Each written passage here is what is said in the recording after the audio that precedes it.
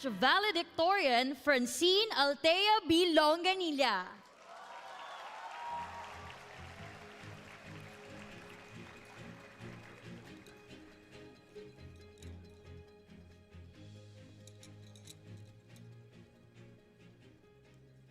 To our University President, Dr. Doji Maestrecampo, our Vice President for Academic Affairs, Dr. Lilibet Sabino, our Senior High School Principal, Ms. Charlotte Monteiro, our Commencement Speaker, Engineer Michael Luberia, the past AMSAI President, Engineer Roy Tuazon, the current AMSAI President, Engineer Louis Viray, the NAMA Second Vice President, Engineer Rolando Cabanting, the university's deans, department heads, subject coordinators, faculty staff, our supportive families, and of course, my co-graduates.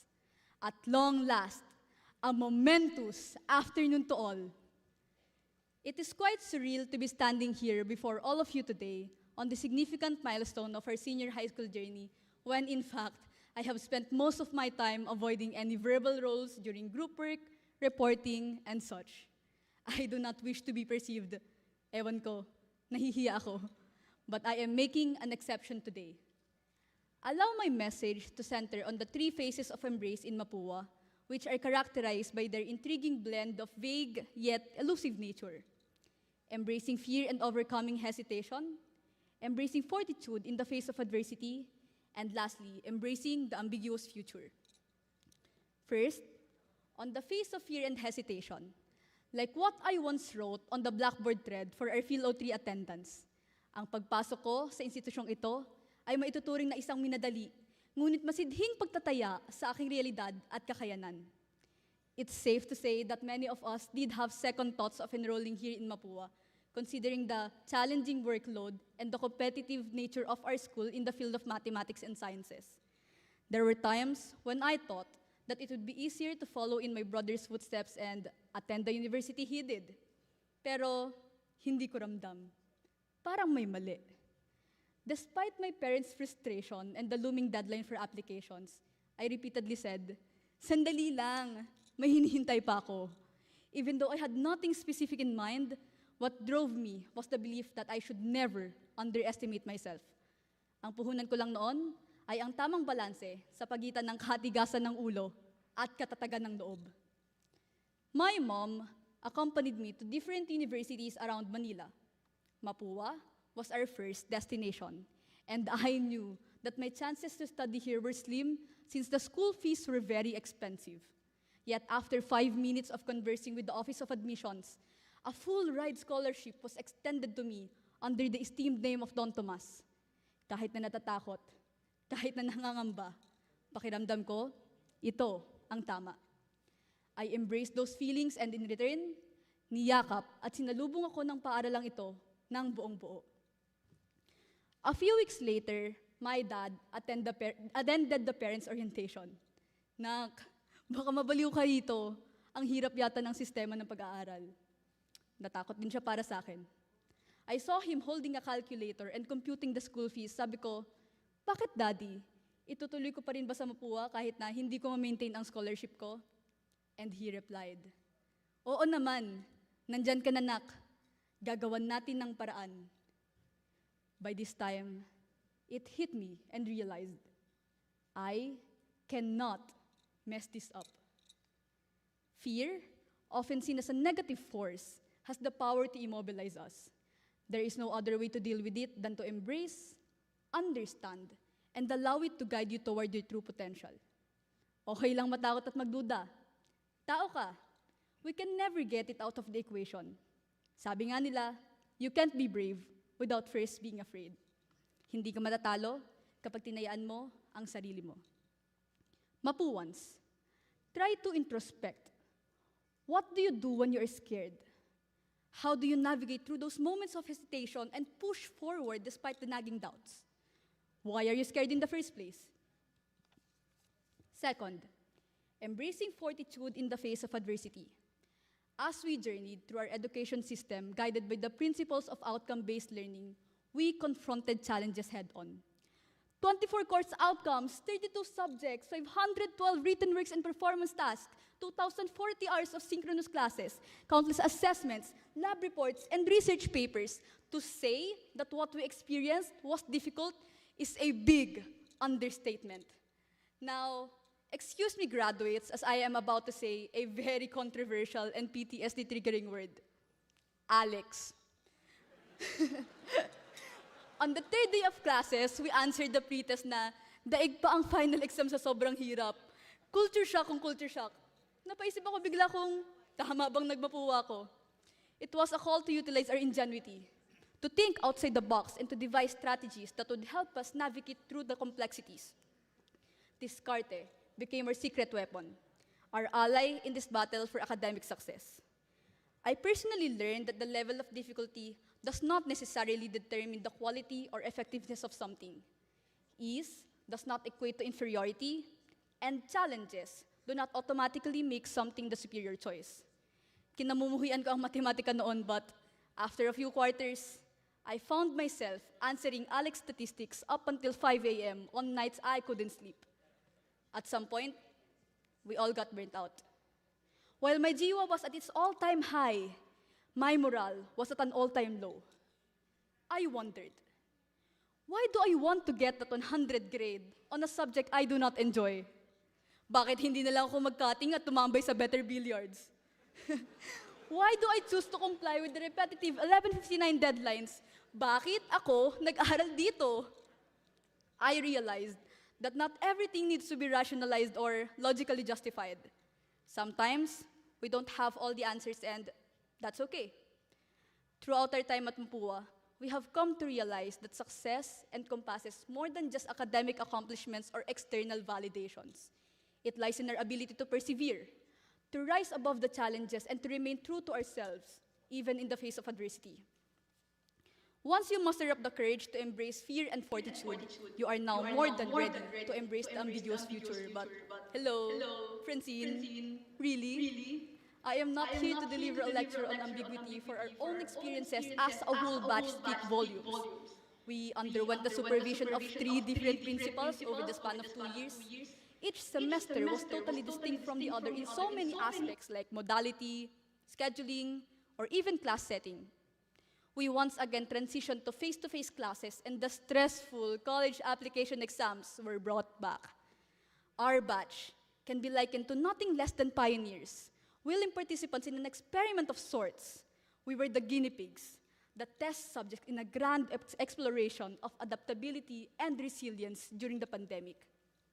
We were left with no choice.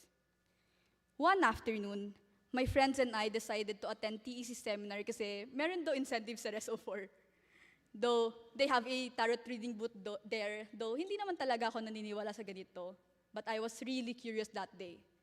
Kung hindi ko man malalaman total ang hinaharap ko, it would have been nice if may clue man lang, di ba? I was very anxious after my reading, yet I'm glad to say na hindi nagkatotoo yung sinabi niya. The road ahead remains ambiguous. However, what we can be sure of is our preparedness to face the challenges that await us. Once you leave this room, you are officially done with your high school journey. At ang bawat isa sa atin ay may kahaharaping 2 katotohanan. First, bad news.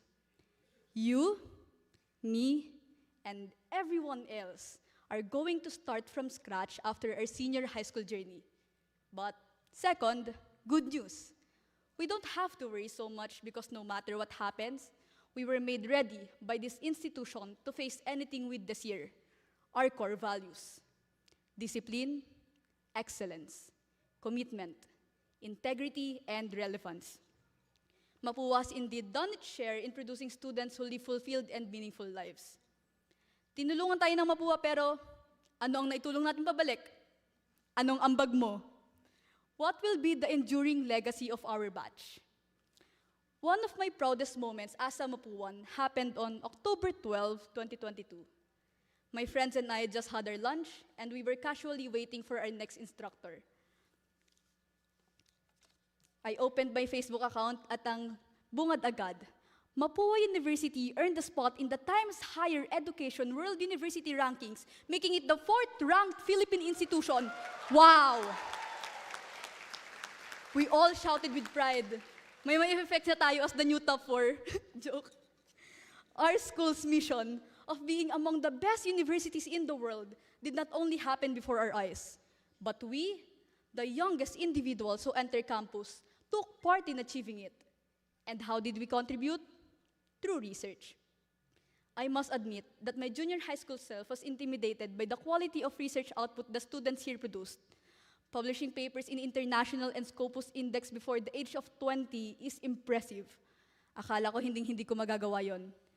But when I reached 12th grade, kahit na ang lala ng stress na na-accumulate while writing, I realized that the true secret of quality research paper lies in one of the most comprehensive frameworks for addressing various social, economic, and environmental challenges, the United Nations Sustainable Development Goals. Each paper we worked on was firmly anchored in at least 3 of these goals, making it not only a contribution to the academic community, but also a means to create a positive impact on the world. As Mapuans, we are not just thinkers, but doers and builders. While we are known for our theoretical contributions, our true strength lies in making concrete actions. Each step we take today will shape the world of tomorrow, one that is equitable, sustainable, and inclusive. Nevertheless, the path to greatness is not one we tread alone. Our accomplishments stand as a testament to the unwavering support and love we have received from everyone who helped us on our journey. To all of the graduates' families who have made countless sacrifices to provide us with opportunities we needed to excel, thank you for your guidance and constant encouragement. Give them a round of applause, please.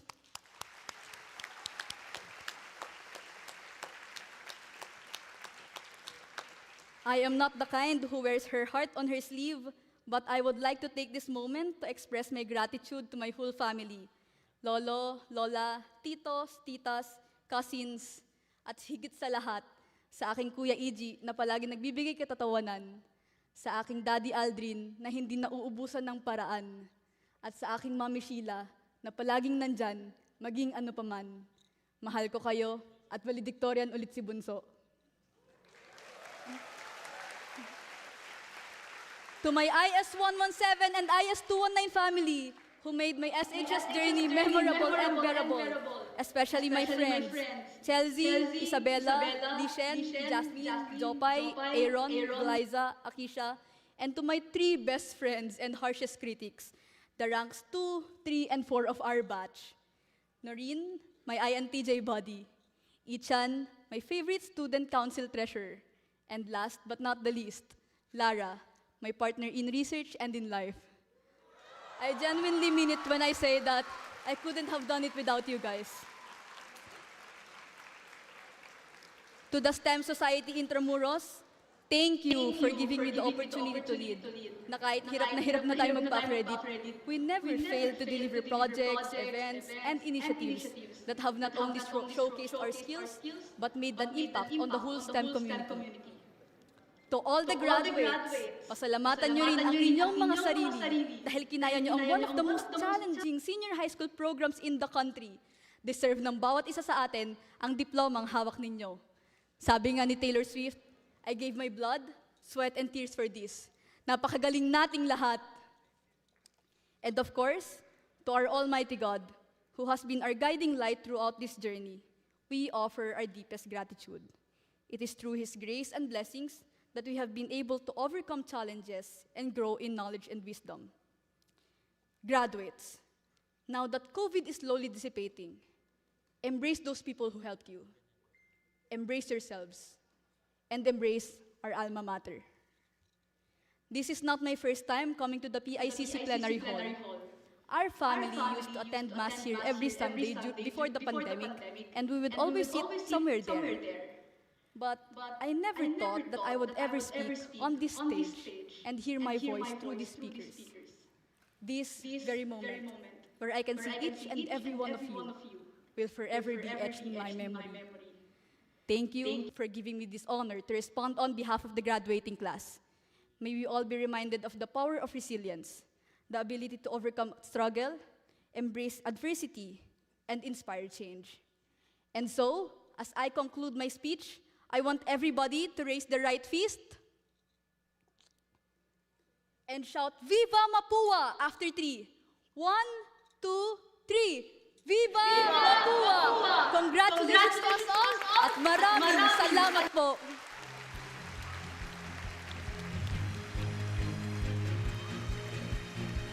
To award the Academic Achievement Award to our batch valedictorian, we have the second Vice President from the National Association of Mapua Alumni, Engineer Rolando E. Cabanting, with Engineer Louis Viray and Engineer Glessy Estrella.